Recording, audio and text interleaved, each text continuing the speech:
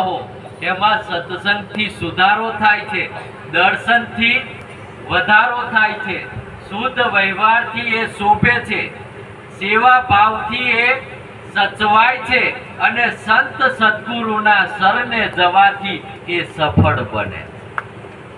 એ સંત સદગુરુના શરણે જવાથી એ સફળ બને છે. પણ આ કામ કરવાનું આપણે બધા ભૂલી ગયા, એટલે ભાગ્ય લઈને આવ્યા હોવા છતાંય એનો આપણે સદુપયોગ કરી શકતા. આપણને તો બધી માન્યતાઓ હોય, બધી ગામડાની અંદર બધી જુદી જુદી છે કે કોઈ ખરાબ માણસની દ્રષ્ટિ પડે, ખરાબ માણસની દ્રષ્ટિ પડે એટલે આપણને તાવ તર્યો આવે. એવું આપણે કહીએ છીએ કે ભાઈ ફલોના ખરાબ મને મળી ગયો તો આ તાવ તર્યો એનો મને આવ્યો છે, નજર લાગી, એવું આપણે કહીએ. જો આ વાત માનતા હોય કે આવા ખરાબ માણસોની નજર લાગવાથી જો તાવ તર્યો આવતો હોય તો કોઈ સારા, કોઈ સજ્જન પુરુષ હોય, કોઈ સંત સદગુરુ હોય તો એમની આપણી ઉપર દ્રષ્ટિ પડે તો તાવ તર્યો ના જાય?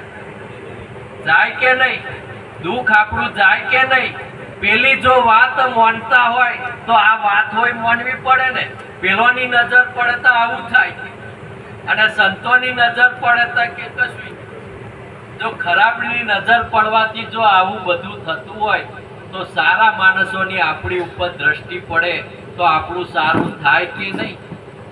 તમે જો માં પોતાના બાળકને કેડે ગાલીને બેસાડીને લઈ જાય ભાગોરે, અને ભાગોરે જઈને તે પોતે પાછી આવે અને બાળકને જો તાવ તર્યો આવે તો માં શું કે અને નજર લાગી, એવું કે છે ને. આ ગામડામાં આવું બધું થાય છે, બધોને વેમ છે, આવો ભય છે, ભ્રમ છે કે આવું થાય એટલે માં એવું કે અને નજર લાગી છે અને માં એનો ઉપાય કરે. કારણ કે બધો આ વડીલો છે ને એમને આ ખબર જ, એનો ઉપાય કરે. અને શું કરે? મરચું લે, મીઠું લે, હળદર લે, રઈ લે, મેથી લે, પાછા વાળ લે, આ બધું ભેગું કરે અને પેલું બાળક હોય એના માથે એમ ગોલ ગોલ ગોલ ફેરવે અને પછી કઈ એમ તેમ કઈ બોલે અને પછી ફરકતા ચૂલન મય નાખે અને પછી એમ તાકીને જોવે કે કેવું ગંધાય છે, કેવું ગંધાય છે એવું જોવે.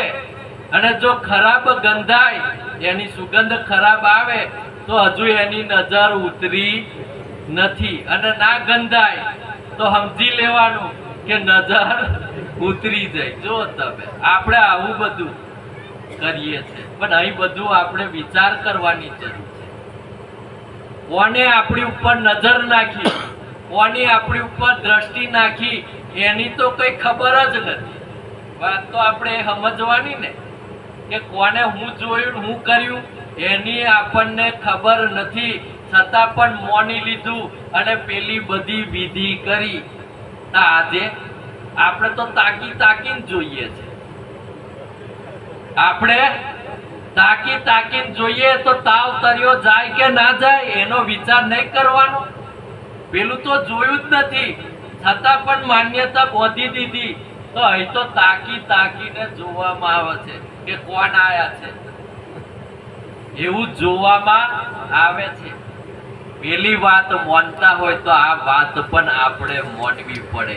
એટલે સંતોએ આપણને કીધું કે સત્સંગથી આમાં સુધારો થાય છે. જુઓ તમે, દર્શનથી આપણા ભાગ્યમાં વધારો થાય છે, શુદ્ધ વ્યવહારથી આપણું ભાગ્ય શોભે છે અને સેવા ભાવથી આપણું ભાગ્ય છે એ સચવાય છે અને સંત સદગુરુના શરણે જવાથી આપણું જીવન એ સફળ બને. જે કરવાનું તે આપણે કરતા. સ્ત્રીનું જીવન, સ્ત્રીનો અવતાર ક્યારે સફળ થાય? એ લગ્ન કરે ત્યારે. ત્યાં સુધી એનું જીવન ક્યારેય સફળ થતું નથી. તેવી જ રીતે આ મનુષ્ય અવતાર મળ્યો છે એ સફળ ક્યારે થાય? તો સંત સદગુરુના સરને રહેતો શીખે ત્યારે ત્યાં સુધી સફળ કરી શકાય એવું નથી. એટલે કબીર સાહેબે આપણને કીધું કે પૂર્વ જન્મ કે ભાગ્ય છે મિલે સંત કા જો. આપણે પૂર્વ જન્મનું ભાગ્ય હતું એટલે મનુષ્ય જન્મ આપણને મળ્યો. મિલે સંત કા જો, એ પૂર્વ જન્મના ભાગ્યથી જ આપણને સંત મળ્યા છે. પણ એમની જોડે જે જોગ સાધવાનો છે ને એ સાધતો આવડતું નથી. આઈએ હોય ખરા, બેહીએ હોય ખરા, નમીએ હોય ખરા, બધું જ કરીએ છે, પણ જે સાધવાની વાત છે જોગ એ આવડતું નથી. એટલે આપણે શું કરીએ છેલ્લે? ચાહે ફીર ફીર ભોગ. આપણને યાદ કયું રહે છે? સંત સદગુરુના સરને જઈએ, કોઈ મંદિરે જઈએ, જેને ભજતા હોય તઈ એમના તઈ જઈએ ત્યારે આપણે માગીએ આ સંસારનો ભોગવટો જ માગીએ છીએ. એ સિવાય આપણે જીવનમાં કશું માગતા નથી.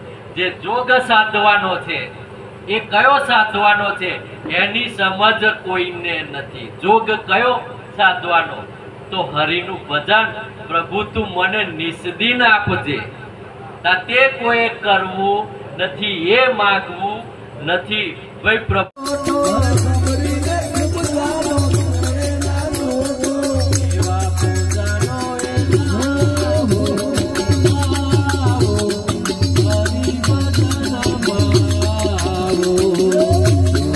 Jano